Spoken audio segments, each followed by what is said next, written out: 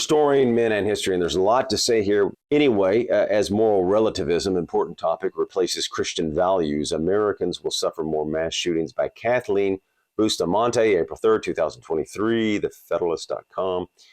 And it's not just that, right? There's a lack of civility now. You see it, the city attacks where kids are attacking older people. And you see this in the videos, which are harsh. And, well, that's just not America, right? Ethic.org.au writes this about moral relativism. Dr. Tim Dean. Moral relativism is the idea that there are no absolute rules important to determine whether something is right or wrong, to know this. Unlike moral absolutists, moral relativists argue that good and bad are relative concepts. Whether something is considered right or wrong can change depending on opinion, social context, culture, or a number of factors. Well, that's great if you're big government, or great if you're Marxist, right? It's not great if you're just fantastic Americans and you, the people. If you like this video, we'd appreciate it if you could like it, comment, share it. Thank you. So we can probably do a whole video on moral relativism. She goes on to write, the devolution of American society began when moral relativism supplanted biblical truth in education, government, and eventually the family. Now, we talk a lot about this, education, government, the family, how they all go together, Hollywood, the media, and how that affects you and your children, and how the Marxist influence come in through those channels. So you can see these kids just knocking people down, harassing people, being mean in these cities. It's bad, right? It's a denigration, right? So she goes back, beginning in the late 1940s with the Supreme Court. What else do we call the Supreme Court, Brian? Everson versus Board of Education. This changed America forever, ladies and gentlemen. One Supreme Court decision stripped authority from the states, which was not ratified, using the whatever call you amendment to make up whatever they wanted the judges to usurp the power of you, the people, and the states, which was clearly written in the 10th Amendment and ratified. Ruling and onward, our government and educational system have turned their backs on absolute truth to embrace what? What do they embrace now? Marxism, which aims to remove what? Christianity from all spheres of society.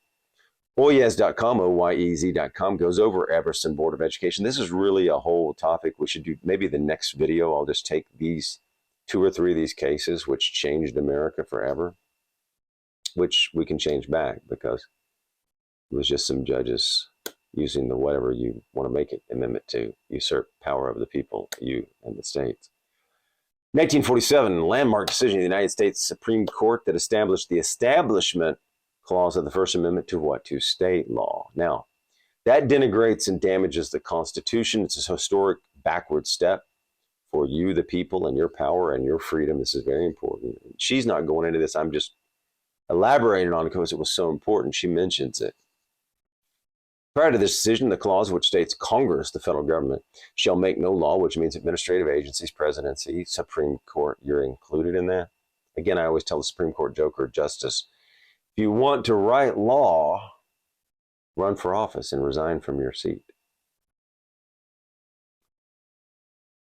Respecting establishment religion impose limits only on the federal government. Yes, that was the way it was ratified. That's the way it's supposed to be, and that's the way it still is. You can't just use the whatever you want to make it amendment to make up things.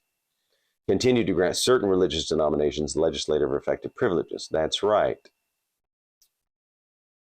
That was the history. That was the ratification. It was the first Supreme Court case incorporating the Establishment Clause of the First Amendment and binding the states through the Due Process Clause of the 14th Amendment. Huge mistake, huge. And misinterpretation and using the whatever you want to make it. Judges, when they want to make up something or want to make it whatever they want to force their will on the people in the states without going through the appropriate constitutional amendments, they just make it say whatever they want to, right? And that's what they did with this. Stripping the states of their power, so they think.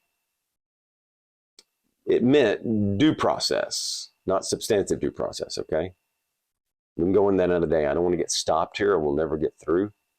But we do call the 14th Amendment the whatever you want to make it amendment by the judges because they use it to push for more power and authority and take power from the states. And we could stop here forever, but Everson marked a turning point in the interpretation and application of disestablishment law in the modern era. Hugo Black wrote something, maybe we'll read that.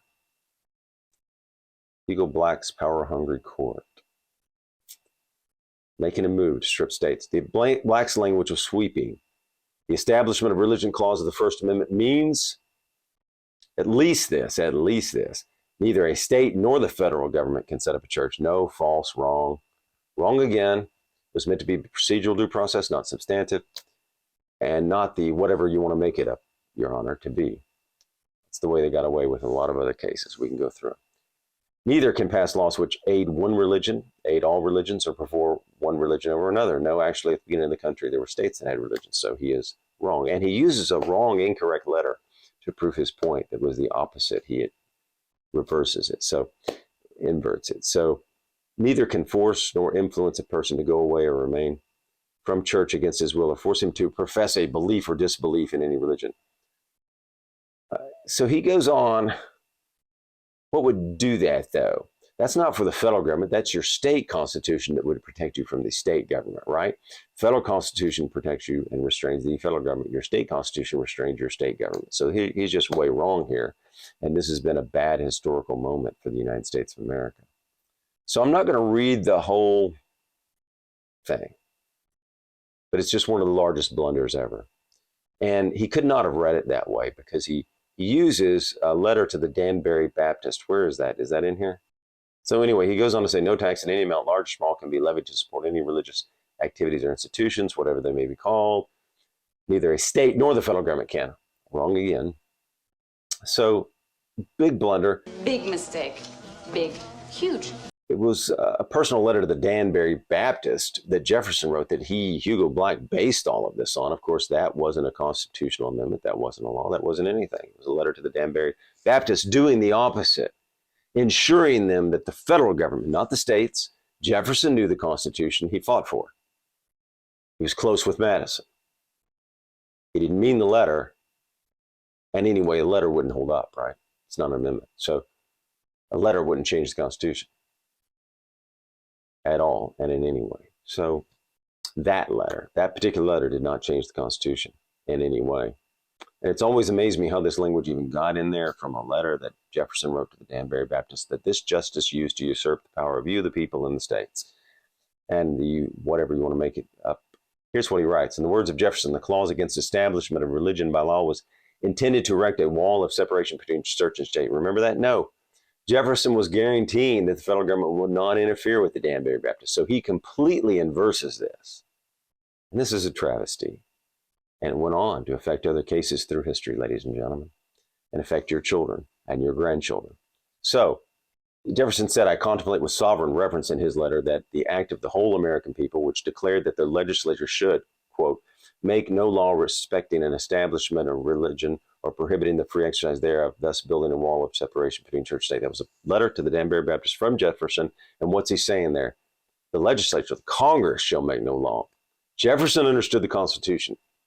He also admired the Virginia state constitution and was for states' rights. And he was also available to all the information before and after. So this was totally used against the Constitution to denigrate the Constitution. And it is incorrect. And it has gone on through history. It's a travesty. He knew that as president, the federal government didn't have the constitutional authority to interfere. He also knew that states had what? A lot of power. The federal government had few specific limited powers. He knew that. He was even concerned about the Louisiana Purchase and whether it was constitutional. So anyway, an amazing blunder. Now, there was a 1940 decision that we need to go over to, Cantwell, Connecticut, that preceded this one. So she didn't write about that, but I'm including it because it came before. And that was the first Supreme Court decision to apply the First Amendment's religious protections to the states. So, and the case focused on the free exercise clause. Everson followed that in 47. These are important cases. Numerous cases. People that were sworn to uphold the Constitution actually denigrated it. Your Supreme Court justices, or as Brian knows what we say, Supreme Court jokers in that case. She goes on to say this, the moral erosion proves obvious in a recent Barna poll that found, quote, millennials are significantly less likely to believe in the existence of absolute moral truth or that God is the basis of all truth. Now, that could cause depression too, right? Because people of faith are usually happier. So less faith, less hope, right? Faith and hope. Where are you going if you don't believe in God? This is it. This is all there is. So how are you going to live differently if you don't think there is something after this? How are you going to treat others? What's society going to look like? No right and wrong. Is that the best society? The study also noted that millennials have less respect for life. By the way, it's depressing, isn't it? The study also noted that millennials have less respect for life in general. Not a great thing. Not a great thing, ladies and gentlemen. And that they are less than half as likely as other adults to say this, get this, you ready? As that life is sacred, just not good. They are twice as likely to diminish the value of human life by describing human beings as either material substance only, that's depressing, or their very existence as an illusion. Think about that one. We see life as precious over here. You see the danger here, right? You see why people would act less civil. You see people with those gangs and those people that go around New York and Philadelphia and these cities just beating up people, how that's a problem. It's not just gun violence, it's beating up people. It's aggression and violence. Millennials' disregard for life or morality should not come as a surprise. She goes on to say that decreasing number, and I was going to do this poll one time, of young, and we in fact, we did this. The decreasing number of young Americans who attend church regularly, who hear from pastors who may not preach biblical truth, and I think there was another whole piece I was going to do on that. Going to a social justice church is just more of the world. Why go? We talk about that in another video.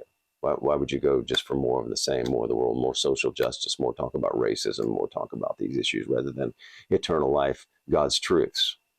Prosperity church, shallow church. A study by the Cultural Research Center at Arizona Christian University, and I read this, I remember this, found that only 51% of America's, get this, evangelical church pastors hold a biblical view. That's amazing, right? Ladies and gentlemen, that is amazing. If you like this video, please comment, like, subscribe, and share. It helps the algorithm. We would appreciate that.